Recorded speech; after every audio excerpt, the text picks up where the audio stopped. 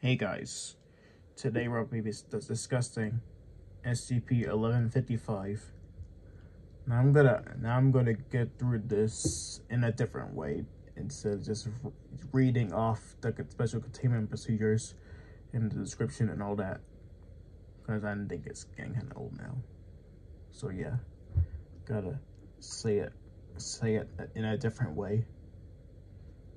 So SCP-1155 is currently contained in a parking lot adjacent to a shopping center in some city in the metropolitan area. I don't know how you say that word. Civilians are to be deterred from entering the site and supplied with standard cover story 47, or a sinkhole as I like to call it, if they inquire as to why. The anomaly is to be kept under observation constantly by tracking security cameras with motion. If it is observed to vanish, then the Mobile Task Force PI-1 or the city's slickers should be notified immediately. They are not to attempt to view this anomaly directly. Observation must be conducted remotely. 1155 cannot be permanently contained by any known means. Every 2 to 4 months, it has been observed to spontaneously relocate itself to other urban environments, moving as little as 5 meters from its current position to a maximum observed distance of 800 kilometers. These relocation events can be triggered by damage to the surface, interruption of an attack, any attempts to reduce the size of its confinement space to prevent visual contact. Therefore, the efforts of containment are centered around swiftly ascertaining 1155's location and isolating it from public view. When a relocation event occurs, PI-1 should be immediately displayed alongside local assets to locate the new site quickly as possible. Re-implement containment procedures and detains of any witnesses. Survivors of the attacks should be detained. Uninjured witnesses must be administered Class A anesthetics and then be released. 1155 is a street art or a graffiti depicting the form of a humanoid owl and a human hybrid. The pose is variable, but tends towards a predatory stance, with eyes that appear to track the viewer. Anyone viewing this directly will experience a compulsion to investigate it further. Victims describe a nervous fascination and desire to move closer. This can be resisted with effort if they try, especially if it is aware of its anomalous properties. If a subject approaches within 2 meters and is not in line of sight of another person or a human, they will be subjected to a very violent attack, suffering severe laceration, dismemberment of extremities, whole or partial removal of soft body parts, and penetrating head trauma consistent with those that would be inflicted by a large beak or talons. The attack takes 6 seconds to conclude, upon which both the anomaly and the victim will constantly vanish. 1155 will reappear elsewhere in the visual manner of a relocation event within approximately 7 days. Attacks can be halted before this event by re-establishing line of sight to the victim, but this is sometimes not recommended. This is prior to Incident 1155A. attempts to track where the victims are taken by equipped test subjects have failed. GPS locators have failed to track where the victims are taken by 1155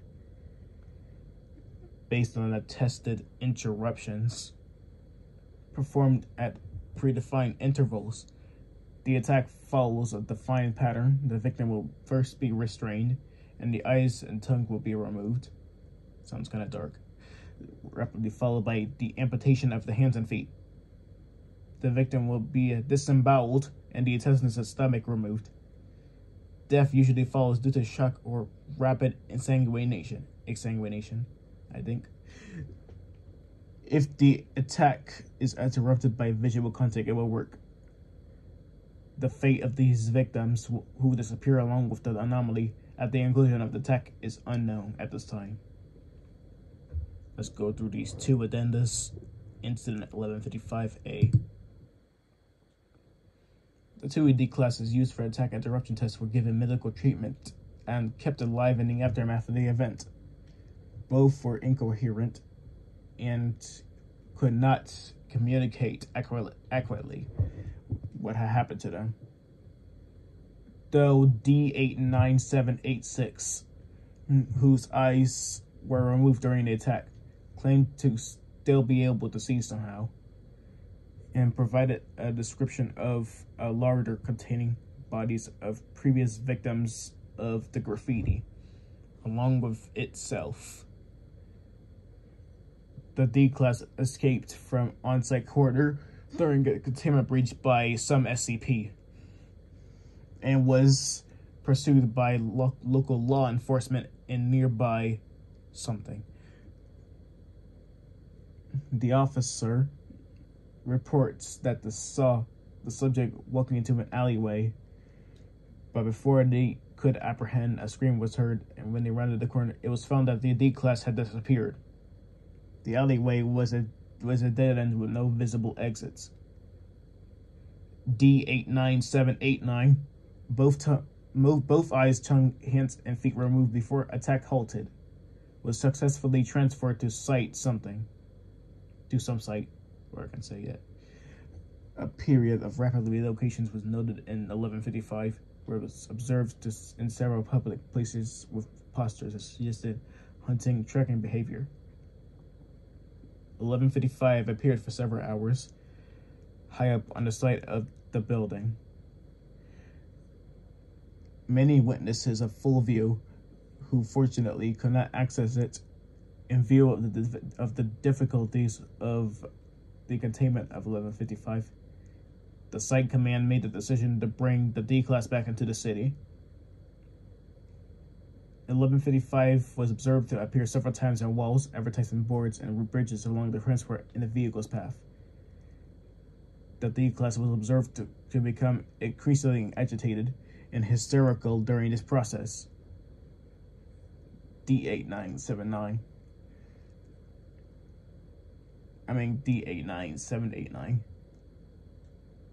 was transferred to a remote location on the edge of city limits, placed in front of 1155. Visual contact was broken. 1155 and the D-Class disappeared, and 1155 resumed previous patterns of manageable relocation behavior.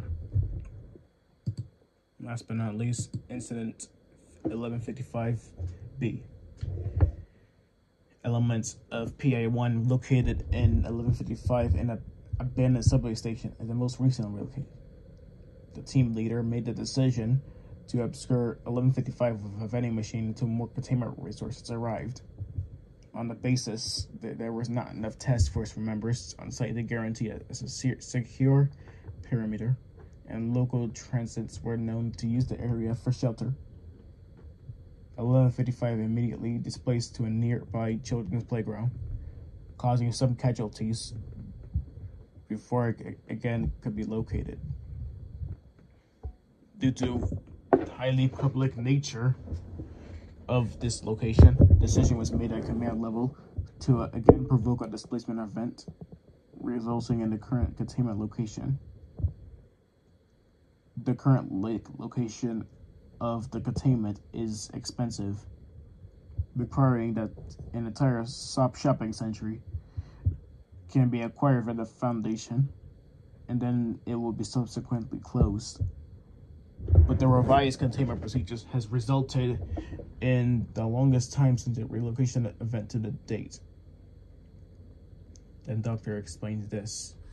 The last few containment locations may point to a disturbing trend. Previously, 1155 seemed to have a pattern of appearing in low-traffic urban areas, often abandoned buildings or quiet underpasses. At risk of anthropomorphism, it appears to have become emboldened and will now readily appear in public spaces, which makes containment difficult. Over the objections of the containment team, leave the damn thing uncovered before we lose it. A few urban explorers or nosy kids every couple of years, rather than risk having it abduct more people before we can relocate it each time. And that's all.